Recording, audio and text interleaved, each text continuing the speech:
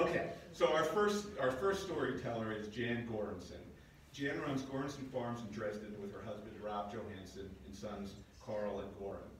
Jan's mother and father farmed potatoes on that farm since the 1960s, and her grandparents were farmers in northern Aroostook County. Since 1985, Jan and Rob have worked to steward their unique family farm, growing certified organic food and preserving the irreplaceable open space along Merrymaking Day. So, Jan, over to you.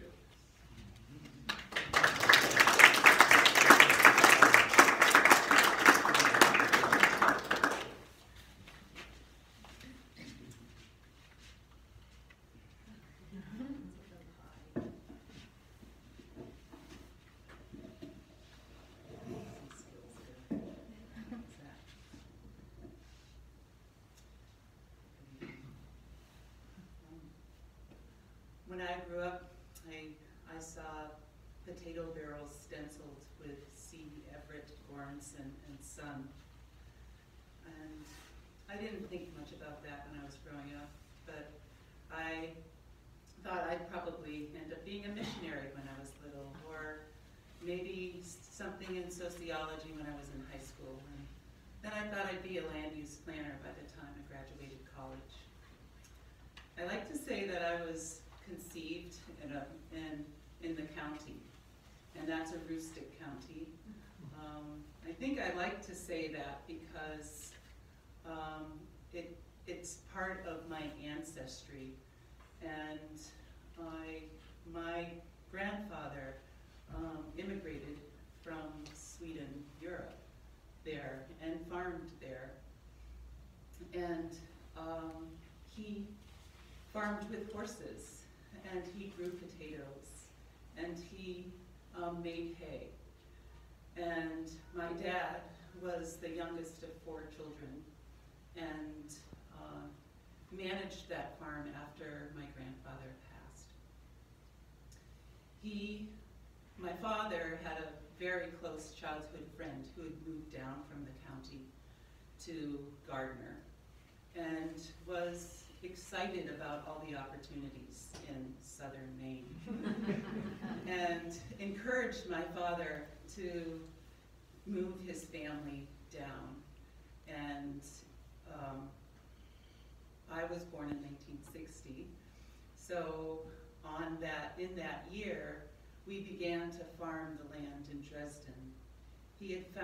My dad's friend had found this piece of fallow ground that was between 2 rivers. It was alluvial floodplain. It didn't have a rock. The season was longer. He was able to start planting the end of April and start harvesting the beginning of August. And then he was able to find new markets because the southern region had a greater population, and there were more distributors that were bringing vegetables to the local grocery stores. And then he continued to grow all of the favorite varieties that folks had experienced when they had lived in the county, for all those people that had moved and migrated out. There were the Kennebecks and the Green Mountains, the russet Burbanks and the Katahdins and the red Pontiacs. And we would have pickup trucks coming up from out of state or from across the state, and we would load in 50-pound bags of favorite varieties, and these people would leave the farm and take them back and put them in their root cellars, and they would eat potatoes all winter long. And he proceeded.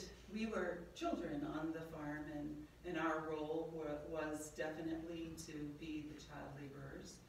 We got to pull weeds in the summertime, pick potatoes, try to keep up with the harvester. We would often, through the winter time, we would store a lot of potatoes. And 2 nights after school, we would always be bagging potatoes, and then on Saturday mornings. So I never got to watch those cartoons on Saturday. And the, he grew the farm, he and my mother really grew the farm up to about 75 acres. They were able to rent land in Woolwich and in Bodenham. And just as his labor force was starting to leave the nest, was when he started to scale back. And he recognized that the economics of growing potatoes was really starting to shift. Before there were no Hannafords or Shaws, certainly, Whole Foods, but there was, and that had started to change. They had come into the larger towns, and everybody in the little smaller grocery stores had started to go to those nice big shopping centers for their vegetables. And so the distributors needed a little bit less, or they wanted to pay a little bit less because they were still trying to hang on to a little bit of their own market. And then at the same time, of course, the Western potato market was expanding in Colorado and California. I was happy to be living in California after I graduated from college. I loved the experience of the even more extended season. I started to go to farmers markets. I had no idea what a farmers market was when I was living in California. And I would go, I lived in the Bay Area and went to the Berkeley Bowl, and it was this vegetable warehouse. And in that warehouse they had vegetables that were labeled conventional and transitional and local, no spray, low spray, and organic. And that in itself was a huge education for me. And then when we would leave the Bay Area and drive out, we would see, fields of artichokes and broccoli, and we would, drive down Salinas Valley and just see the immense amount of agriculture that was happening there. And it occurred to me what a wonderful thing to have such an array to eat, because we had grown up on potatoes and carrots and rutabagas. So I got a call though one month in one day in November, and found out that my dad had cancer. And it wasn't difficult for me to make a decision to come back to the farm. I didn't really think that I'd be coming back to farm, but that I would be a lugger and a tugger. I could bag potatoes, I could make deliveries, that was all stuff I could do. I had been working for the University of Berkeley, and the last job that I held was interviewing executives in executive search firm. And so, that was interesting, but I was happy to go back to the farm. And while I was there with my dad through the winter, there was just something that started to grow and flow between us, and as it came closer to the spring, we really had to start talking about what we were going to plant. And he had me go to Farmers Home Administration and get a loan to put in some sweet corn. I bought a pickup truck. I essentially became his apprentice for the next few months. I made notes of everything that I thought that I would need to know.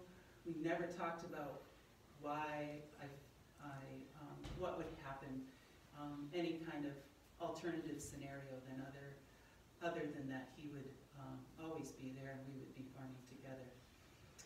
I was learning to use wrenches and hook and unhook implements from tractors.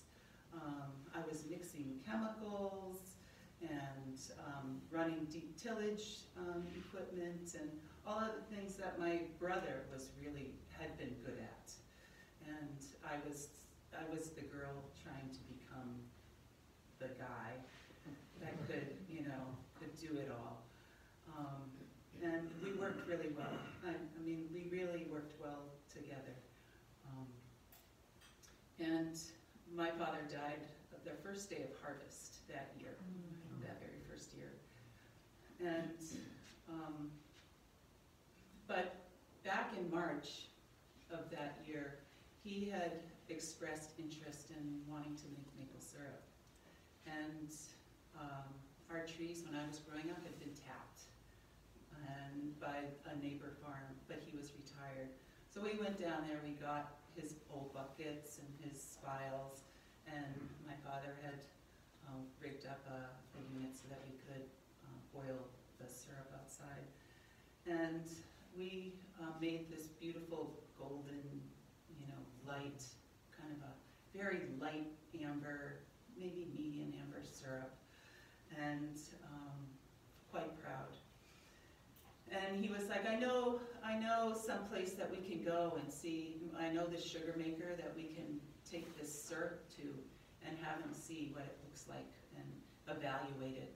And I don't really, other than our neighbor down the road, had never been to another sugar house, and so that all seemed very interesting to me. And so we went about a half an hour north to Elderberry Hollow Farm. And that's where I met Robin Johansson. And little did I know then that we would be farming together for the next 33 years and raising children, and now making maple syrup at our farm in Dresden. And so the first year Rob was, that I knew him, he was already involved in his own farming operation up in Whitefield. He was making the maple syrup, he was growing asparagus. I never ate asparagus growing up. That was kind of a new innovative crop to have. He had put up a greenhouse. He was growing things on black plastic, and he knew that he could grow cantaloupe in Maine in 1985. And I was very intrigued with that, for sure. And by 1986, we started to blend our farms, and since then we've started CSAs. We grow about 40 different things. We have greenhouse tomatoes. We've transitioned the farmland from the conventional agriculture that I had grown up with to organic production. We have grown organic strawberries, and our two sons are now participating with us on the farm. We've had amazing array have been blessed by having wonderful people work with us on our farm, both apprentices through the MOFCA program. We have some really awesome farm women out there right now who are running their farms, all certified organic.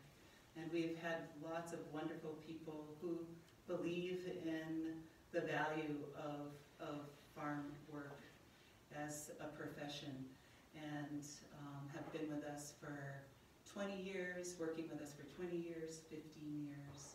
Some seasonally, some bringing really specialized talents to their farm work, like photography and soil science, and just plain good organizational skills. And as the boys were growing up on the farm, they were around these really wonderful people and great inspiration, but they really didn't see themselves being on the farm either. I had our eldest son, Carl, was very good at musical theater, and he was able to get a scholarship to high school at an arts academy, and then in college. But really, by his second year of time spent in the black box, he was ready to get out. And he took a year off. He got a couple of milk cows, started selling raw milk and making cheese and yogurt, and he was known as the Mid-Coast Milkman. But he understood that dairy is a really hard living, and so he decided to get draft horses. And so now we have 3 draft horses on our farm.